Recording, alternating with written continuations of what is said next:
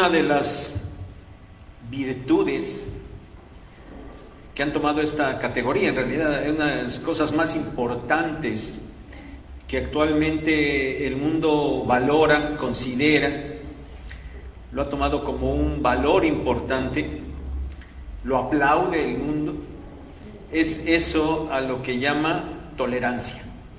La tolerancia hoy es una virtud para el mundo. Miren, entre las muchas definiciones que se encuentran allá en la red, allá en el internet, sin criterio alguno, en realidad simplemente tomé una a ver qué decía acerca de la tolerancia, y dice lo siguiente: tolerancia se refiere a la capacidad de aceptar las ideas, preferencias, formas de pensamiento o comportamientos de las demás personas. La palabra proviene del latín, que significa cualidad de quien puede aceptar. Curiosamente, el concepto surgió en Francia a finales del siglo XVI en relación a discrepancias de creencias religiosas, designando inicialmente la indulgencia hacia la opinión de los demás sobre los puntos del dogma que la Iglesia no consideraba como esenciales.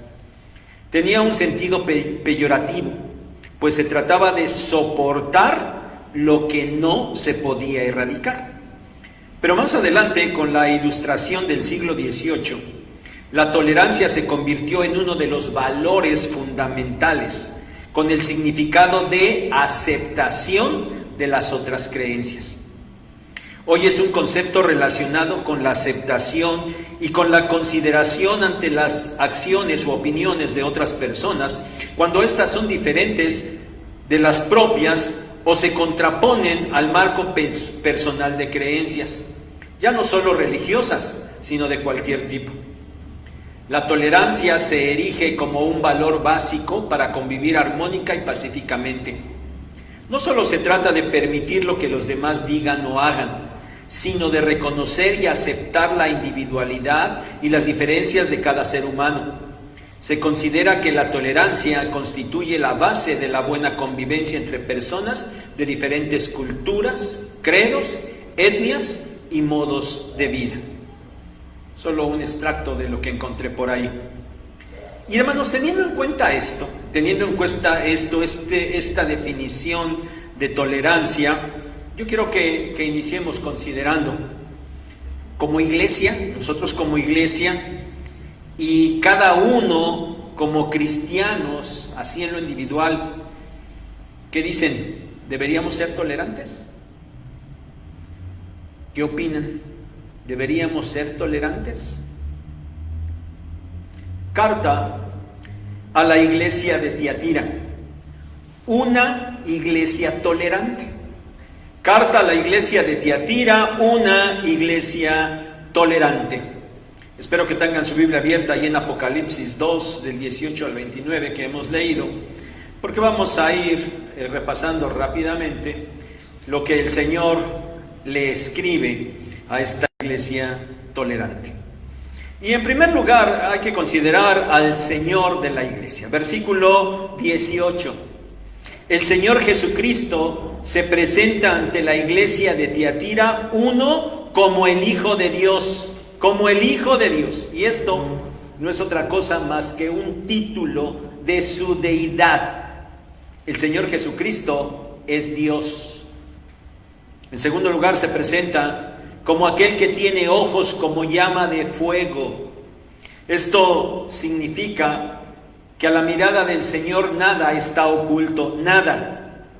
Nada se puede encubrir de su mirada. Se pudiera pretender aparentar ser o tener algo, pero la mirada penetrante del Señor conoce lo que en realidad hay en el interior. En tercer lugar, el Señor se presenta ante Tiatira como el que tiene los pies semejantes al bronce bruñido. Esto simboliza pureza y fortaleza, pureza y fuerza, con las cuales el Señor viene para someter a todos y para castigar con justo juicio todo lo que es impuro. Este Señor es el que mira exactamente lo que le sucede al interior de la iglesia ya en Tiatira y le advierte porque hay una sentencia latente de juicio para ellos.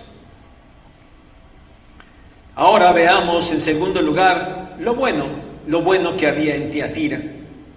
Versículo 19. Yo conozco tus obras y amor y fe y servicio y tu paciencia, y que tus obras postreras son más que las primeras. Tiatira era una iglesia opuesta a la de Éfeso. ¿Se acuerdan todavía de la predicación de la iglesia de Éfeso? El Señor les reprochó a Éfeso que habían dejado su primer amor. Y cuando el Señor exhorta a la iglesia de Éfeso, le dice que vuelva a sus primeras obras. Pero Tiatira era lo contrario. Tiatira permanecía en sus obras, pero también tenía amor y fe, que deberíamos entender como fidelidad, y servicio y paciencia, que deberíamos entender como perseverancia.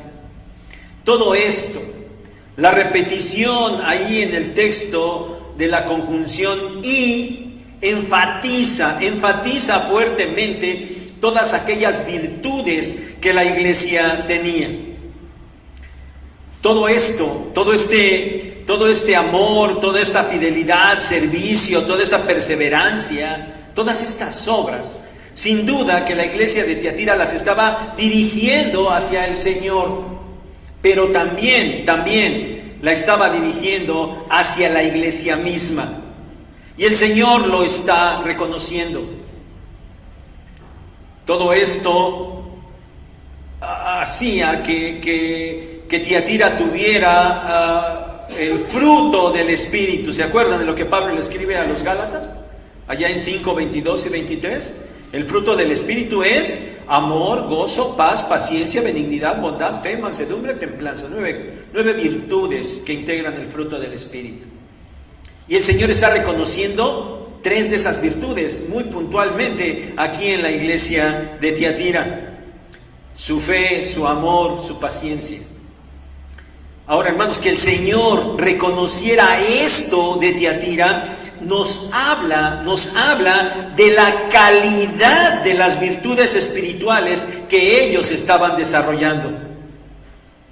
Inclusive el Señor también les dijo, no solamente que estaban perseverando en esto, sino les dice que sus obras postreras eran más que las primeras. Éfeso le dijo, tus obras ya se acabaron, ya dejaste, pero a Tiatira le dice, tú en vez de menguar en tus obras, vas aumentando, vas creciendo en ellas. Esto es lo que el Señor está reconociendo de la iglesia de Tiatira. Pero también tenía cosas malas. También había cosas malas allá en Tiatira, versículo 20. Pero tengo contra ti, esas 3 palabritas que brinqué, unas pocas cosas, bueno, no se encuentran en los manuscritos más comunes, y de unas pocas cosas, y en realidad es una sola cosa la que le recrimina el Señor a Tiatira. Por eso deberíamos de leer solamente, pero tengo contra ti que toleras que esa mujer Jezabel, que se dice profetiza, enseñe y seduzca a mis siervos a fornicar y a comer cosas sacrificadas a los ídolos.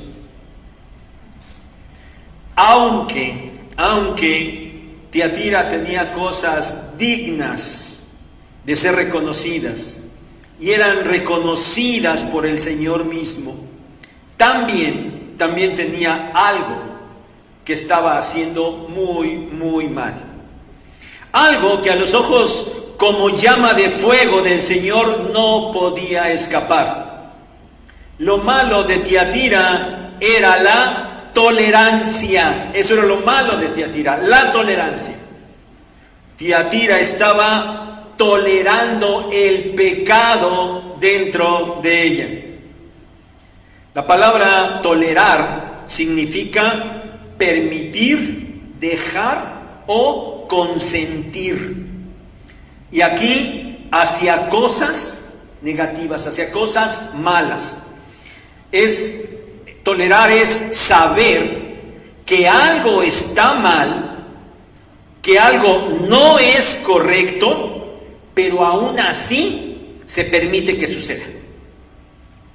La iglesia de Tiatira había dado cabida dentro de sí a algo que no era correcto y que estaba produciendo terribles consecuencias.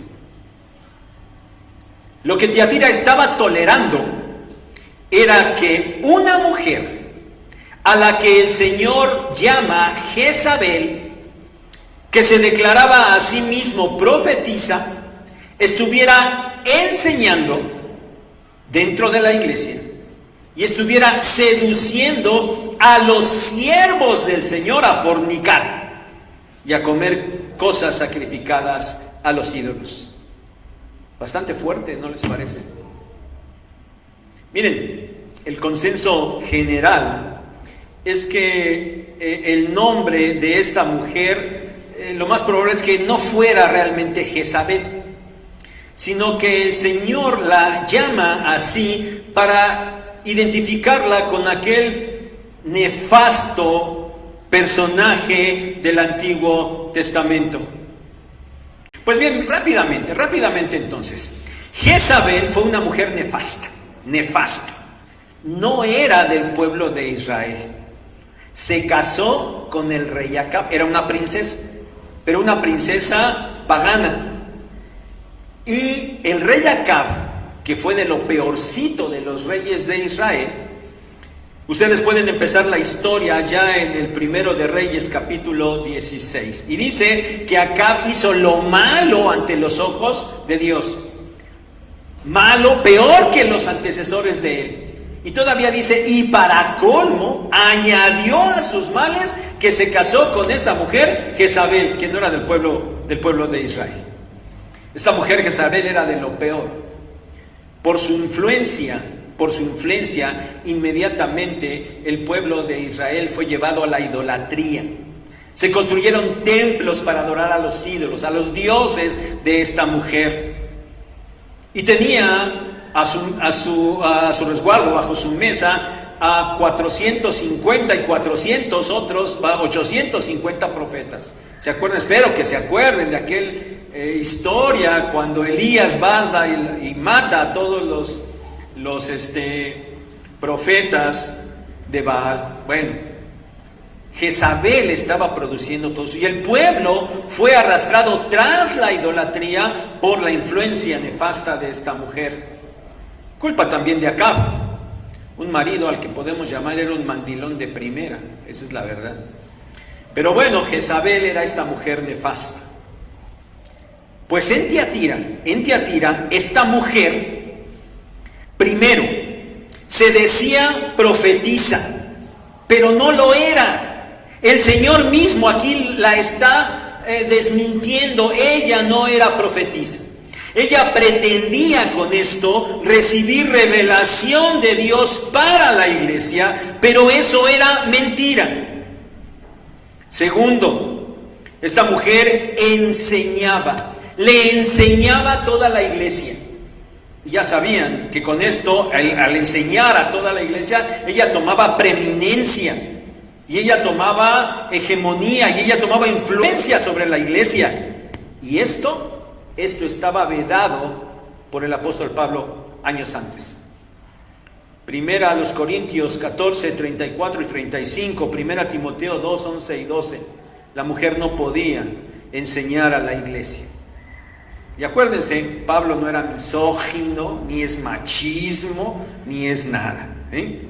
Es lo establecido por Dios.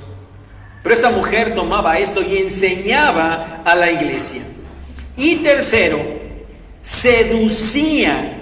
Esto significa que mediante su falsa enseñanza, esta mujer engañaba a los siervos del Señor, a aquellos que voluntariamente se habían entregado al servicio del Señor, no solo a toda la congregación, no solo a los miembros comunes, sino a los mismos siervos del Señor, porque el Señor está diciendo ahí, engaña a mis siervos. Y eran engañados por Jezabel para que se entregaran a la fornicación y a la idolatría. Vean qué influencia tan nefasta. El pecado de Tiatira era que, a pesar de saber lo incorrecto de la enseñanza, a pesar de estar viendo los funestos resultados que se estaban produciendo, de todas maneras toleraba que tal falsa profetisa Jezabel estuviera enseñando dentro de la iglesia. ¿Se acuerdan de la predicación del domingo pasado de Pérgamo? El problema venía de afuera. La enseñanza falsa venía de afuera.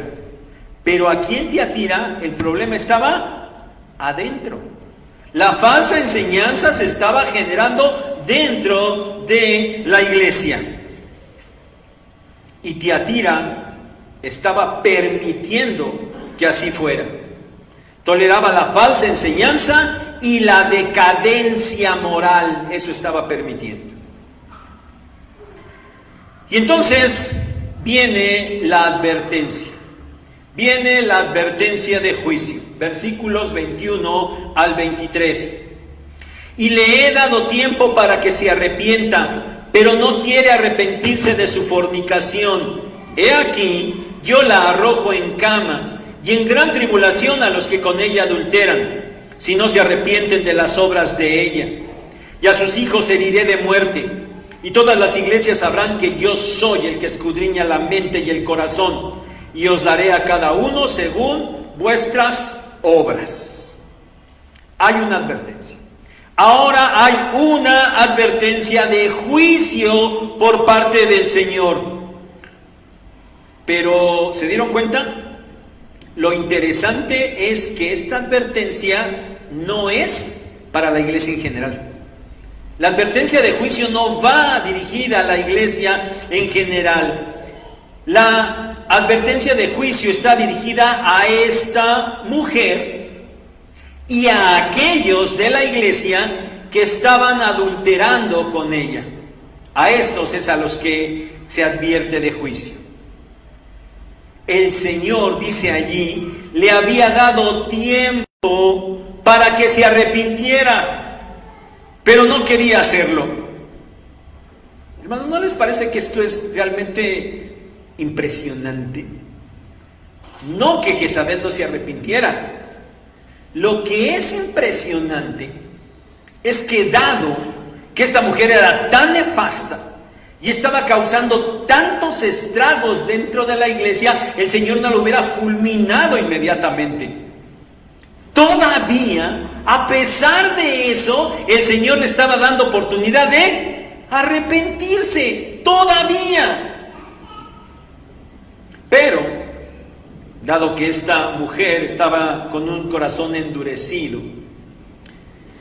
porque tenía poder, influencia, y seguramente eso ya le había envanecido, bueno, sin duda que le era difícil ahora querer arrepentirse.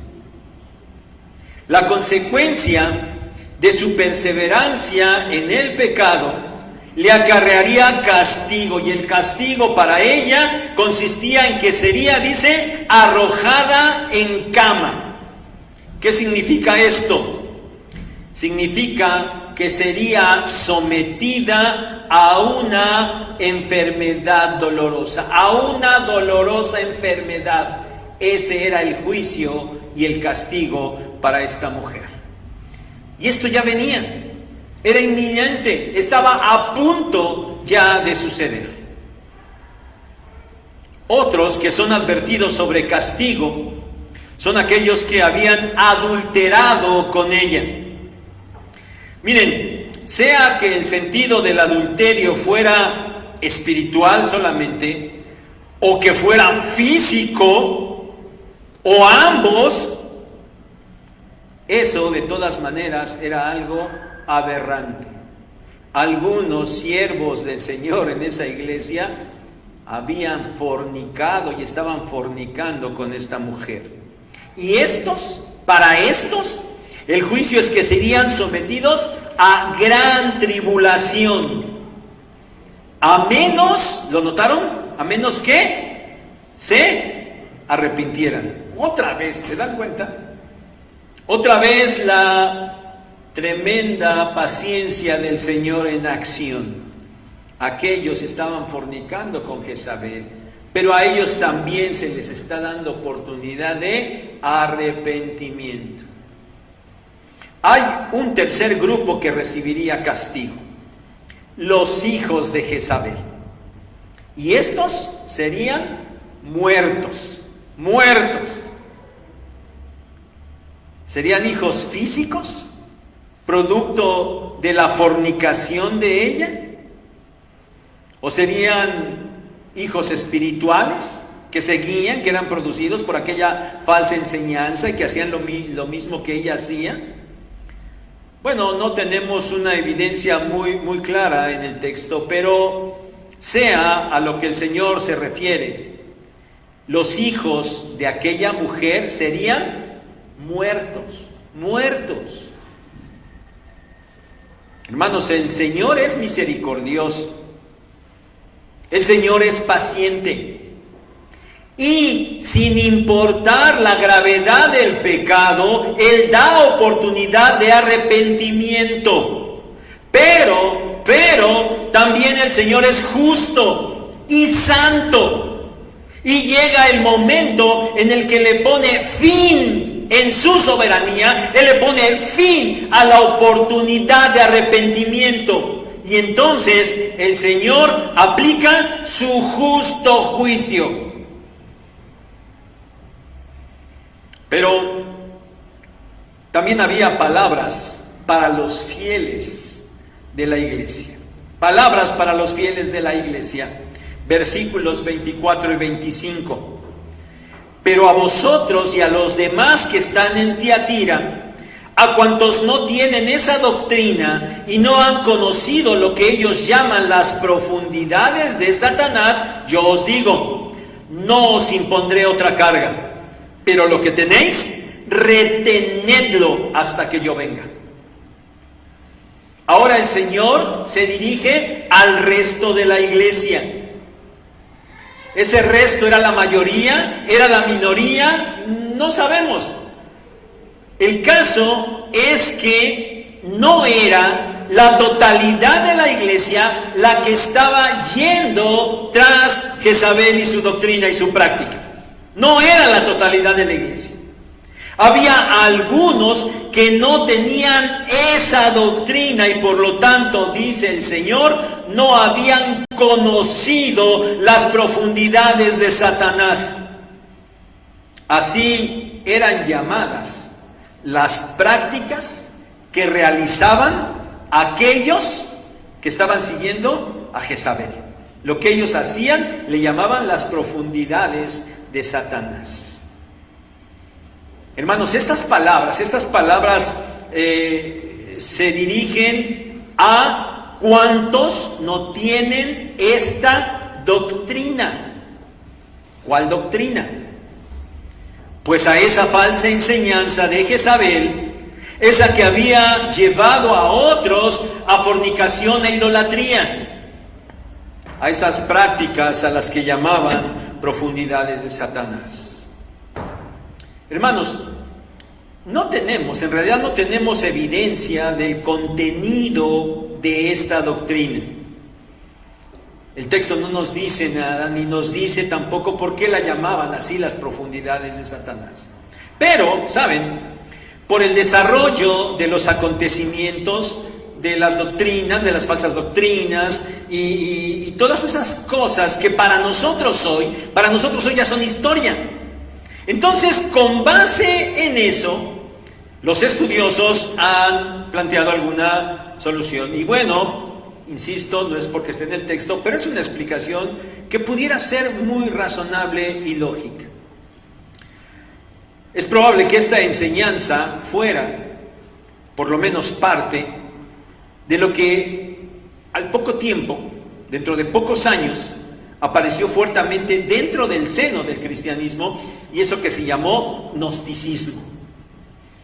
Esto de lo que les hemos hablado en algunas otras ocasiones, cada que ha habido oportunidad, y bueno, recordemos un poco.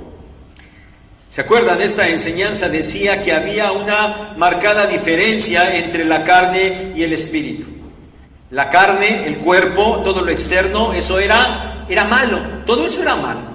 Pero el espíritu era bueno. Y entonces la carne, lo que se hiciera con la carne y en la carne, pues no podía contaminar al espíritu. Es probable entonces que la doctrina de Jezabel se dirigiera a que los creyentes con un espíritu renacido, pues entonces todavía un espíritu mucho mejor del que por naturaleza ya era bueno, ellos no podían ser contaminados por lo que hicieran en la carne. Y entonces eran enseñados de esa manera y eran arrastrados a participar de los rituales paganos, de los cuales también les hemos hablado en otras ocasiones. Los ritos paganos, aparentemente en honor de los dioses, pues en realidad eran cuestiones fornicarias. Las sacerdotisas de esos templos en realidad eran prostitutas, y los devotos de esos falsos dioses iban a tener relaciones sexuales con ellos, argumentando que era para acercarse más a aquel dios. También había sacrificios que se ofrecían en honor de aquellos dioses falsos, y después todos participaban de esos elementos que habían sido sacrificados a los ídolos. En un momento dado el apóstol Pablo dijo, bueno, el ídolo en realidad es nada. Pero también dijo, no se olviden que atrás de esos ídolos están los demonios. Entonces eran cosas sacrificadas a los demonios. Y los seguidores de Jezabel que seguían esa enseñanza no hay problema, vayan y hagan lo mismo que los paganos, y vayan y participen de lo mismo, y por eso se les acusa de fornicación y de comer lo sacrificado a los ídolos. Y entonces parece que estos que lo hacían presumían que estaban entrando en las profundidades de Satanás, porque decían, bueno, es necesario que nosotros experimentemos todas esas profundidades de las cosas malas de Satanás para que así nosotros también podamos experimentar y conocer mucho mejor las bondades infinitas de la gracia de Dios. Probemos lo malo para experimentar mejor lo bueno. Por eso tal vez le llamaban las profundidades de Satanás. Pero insisto, hermanos, esta pudiera ser la explicación, y es una explicación bastante probable y muy lógica, nos suena correcta a la luz de lo que hoy ya sabemos como historia, pero pues solo eso, hermanos, porque el texto no nos explica, pero es una buena explicación esta que les acabo de compartir. El caso, hermanos, el caso era que algunos, por la falsa doctrina de Jezabel, eran arrastrados a fornicación e idolatría, pero otros no tenían tal doctrina, tal enseñanza. Ellos permanecían fieles. ¿Se acuerdan que eso es algo de lo que el Señor le había reconocido a la iglesia? Su fidelidad. Algunos permanecían fieles, no siguiendo esta doctrina, y lo estaban demostrando de una manera práctica. Pues bien, a estos, el Señor les dice que no les impondrá otra carga. Sin duda, hermanos, que la presión a la que estaban siendo sometidos debió haber sido muy fuerte. Aquellos que estaban yendo tras Jezabel, y la misma Jezabel que ya había tomado prominencia dentro de la iglesia, oigan, ya no estén de santurrones, ya no estén de aleluyas, ya no estén de esto, que de malo tiene, ya vénganse a hacer, y debieron haber estado presionando mucho a los fieles. Bueno, ellos estaban resistiendo esas enseñanzas y esas prácticas pecaminosas. Y esto era valioso, era tan valioso que creo que por eso el Señor fue que les dijo: ya no les impondré otra carga, con estar aguantando esto es más que suficiente. Pero les advierte, el Señor les advierte que retuvieran lo que ya tenían. No se confíen, tienen que retener lo que ya tienen de por sí. ¿Qué era esto que ya tenían? Lo que el Señor mismo les había reconocido al principio: sus obras, y su amor, y su fidelidad, y su servicio, y su perseverancia. Deberían retener esas cosas. Y finalmente llega el premio para los vencedores. El premio para los vencedores, versículos 26 al 29. Al que venciere y guardare mis obras hasta el fin, yo le daré autoridad sobre las naciones, y las regirá con vara de hierro, y serán quebradas como vaso de alfarero, como yo también la he recibido de mi Padre. Y le daré la estrella de la mañana. El que tiene oído, oiga lo que el Espíritu dice a las iglesias. Para finalizar, al igual que con todas las iglesias, el Señor promete un premio a los vencedores, a los verdaderos creyentes, a los verdaderos cristianos, aquellos que permanecían en la fe verdadera. A estos de Tiatira, el Señor les ofrece el darles autoridad sobre las naciones. Como la autoridad, dice el Señor, que Él mismo había recibido de su Padre. El Salmo 2 es un salmo de los llamados salmos mesiánicos. Es decir, esos salmos proféticos que hablaban del Mesías, que todavía no llegaba en el tiempo que fueron escritos. Pues este Salmo 2 habla de la hegemonía del Mesías, del reinado del Mesías, cómo el Padre le daría al Hijo, al Mesías, todos los reinos para que los gobernara con vara de hierro. Pues bien, Mateo 5:5, 19:28, 1 Corintios 6:2, son textos donde el mismo Señor, y el apóstol Pablo hace referencia a que ese dominio, ese gobernar y juzgar a las naciones también iba a ser dado a los cristianos, a los seguidores del Señor. El Señor se lo ofrece a los suyos, y Pablo dice que los santos también regirán.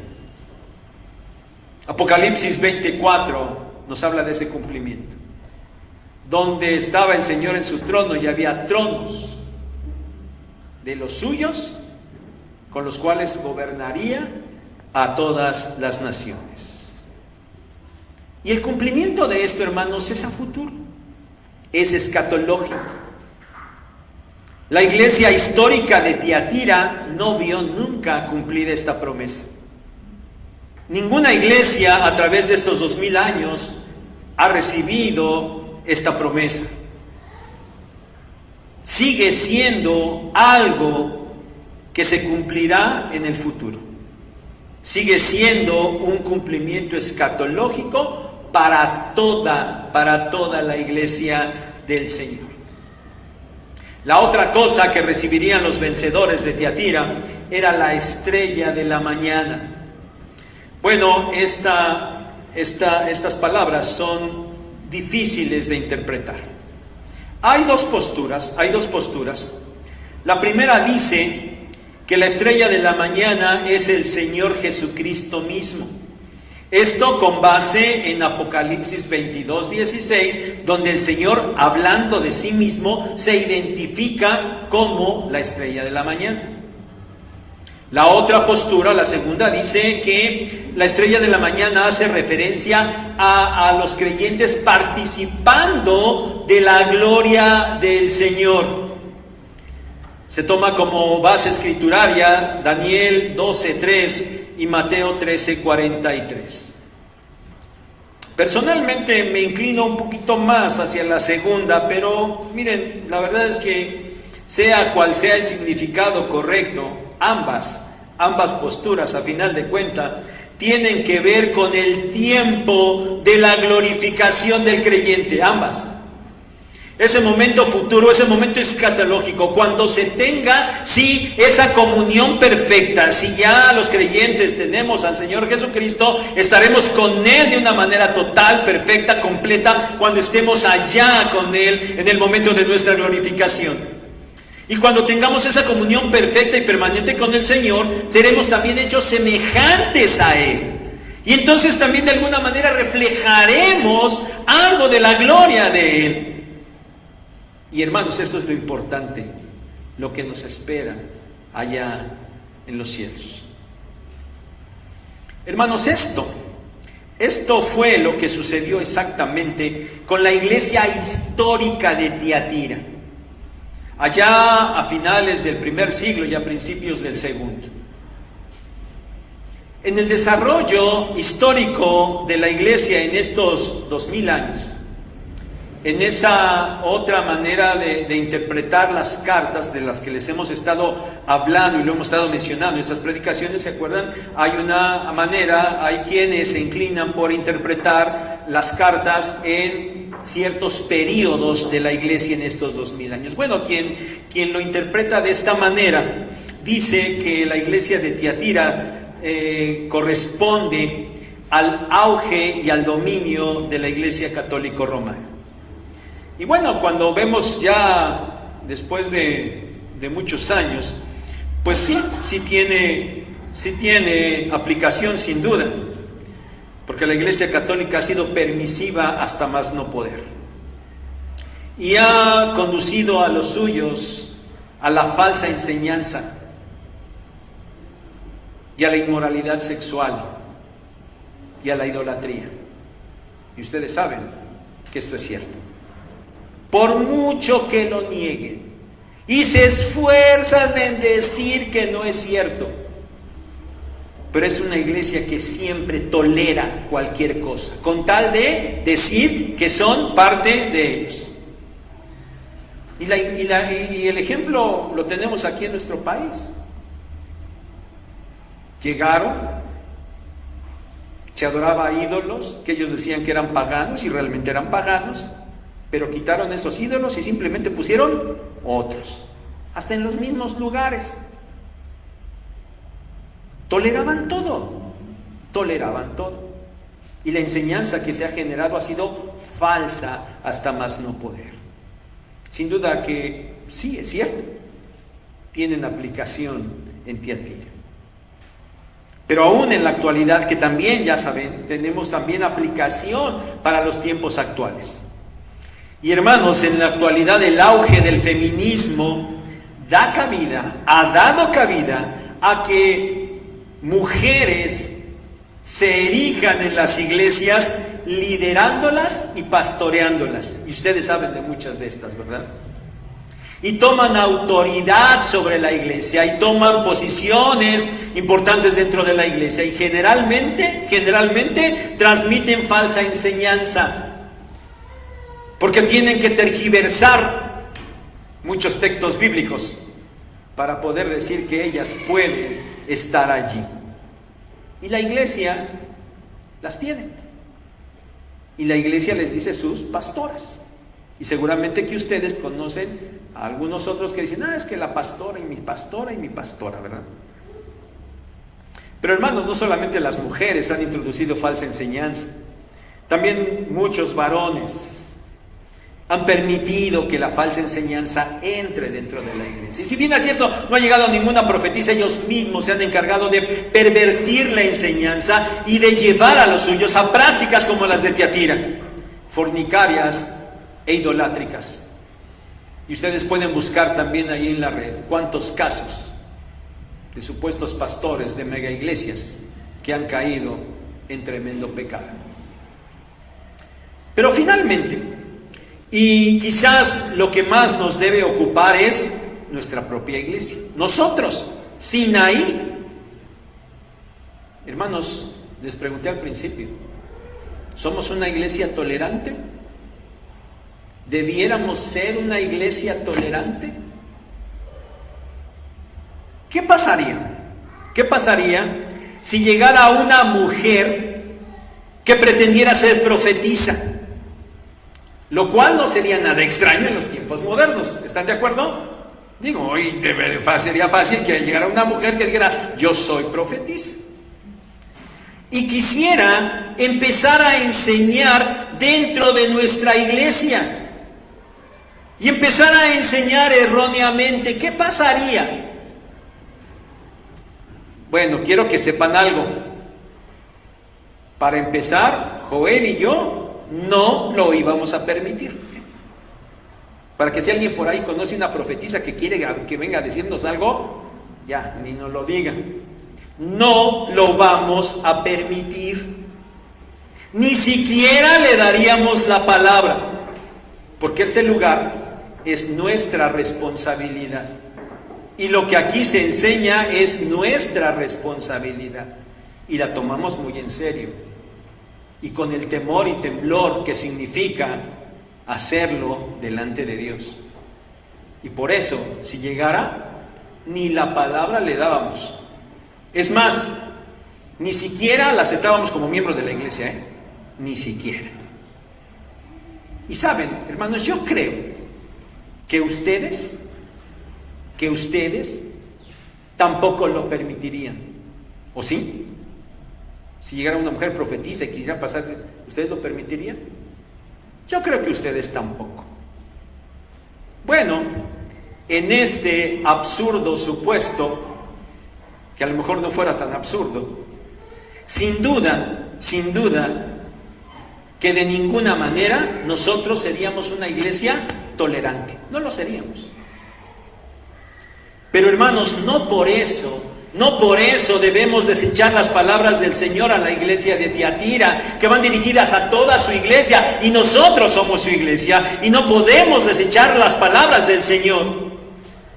No las podemos desechar porque debemos estar prevenidos siempre, prevenidos, para no dejar lo que tenemos, para no permitir que haya una falsa enseñanza. Porque hermanos, para empezar, ustedes deben estar conscientes de que cada semana nosotros, Joel y yo, nos ocupamos con toda entereza de estudiar la palabra. Tenemos limitaciones, es cierto. Somos imperfectos, es cierto. Pero oramos al Señor para ser instrumentos útiles en sus manos, para que el Señor nos ilumine cada semana y podamos escudriñar su palabra de manera correcta. Porque nuestro deseo es transmitírselas. Porque también, aparte de nuestro deseo, es nuestra responsabilidad. Y queremos hacerlo bien, de manera fidedigna. Y a ustedes, hermanos, a ustedes les toca orar por nosotros. Orar por nosotros para que este propósito se cumpla. Para que nunca en esta iglesia se exponga ninguna enseñanza errónea ni pervertida, ni propia. Ustedes tienen que orar por eso. Es por esto, hermanos, es por esto que sinceramente, y se los quiero decir hoy, saben, la verdad sinceramente no nos agrada. No nos agrada mucho que varios de ustedes estén buscando predicaciones de otros pastores y de otras iglesias allá en la red. No nos agrada, hermanos. Entendemos, sí, y sabemos que hay enseñanza correcta, eso es cierto, es verdad. Hay enseñanza correcta en la red, pero también es cierto que hay mucha enseñanza incorrecta. Y ustedes han visto más de alguna vez, les hemos respondido a lo que ustedes ponen allí en sus muros o en sus redes. Se los hemos respondido porque no podemos permitir que estén creyendo falsa enseñanza y todavía que la estén divulgando. No podemos. Y créanme, hermanos, que quisiéramos de verdad, quisiéramos ser más exhaustivos en esto, pero no siempre es posible. No siempre podemos. En ese cuidado que nosotros debemos tener para impedir que en la iglesia haya falsa enseñanza, sí, nosotros podemos evitar que entren falsos maestros física y presencialmente para evitar que entren esas falsas enseñanzas. Pero mis hermanos, nosotros no podemos impedirlo cuando el acceso se lo dan ustedes de manera virtual. Eso no podemos. Y quiero dejarlo claro, asumimos nuestra responsabilidad, pero ustedes también deben asumir su responsabilidad. Miren, un poco más de aplicación es llamarles a tener cuidado con esas posturas permisivas que conducen a prácticas incorrectas. Hay cosas que ustedes saben perfectamente que al Señor no le agradan, pero ustedes andan buscando por allí en la red a ver quién predicador o qué predicador dice algo para que diga lo que ustedes quieren escuchar, y entonces tengan una base para hacer lo que quieren hacer.